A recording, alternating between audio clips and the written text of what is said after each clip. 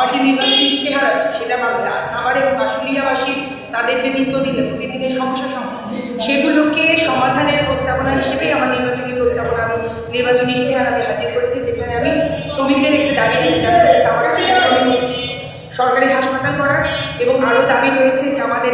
নারী যারা আছে কর্মজীবী নারীদের জন্য ডে কেয়ার করা, এবং সর্বোপরি সাভার আশুলিয়াকে চাঁদাবাজ মুক্ত, দূষণমুক্ত, মাদকমুক্ত সাভার আশুলিয়া হিসেবে পরিণত করাটাই হচ্ছে আবার নির্বাচনী প্রতিশ্রুতি সাভার আশুলিয়া জনগণের কাছে। সেখানে জনগণ অভূতপূর্ব সাড়া দিচ্ছেন এবং জয়ের ক্ষেত্রে আমি অসম্ভব আশা।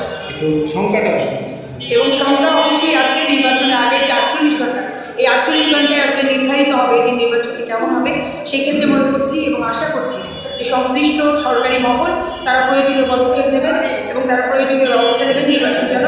সুস্থ এবং সুন্দর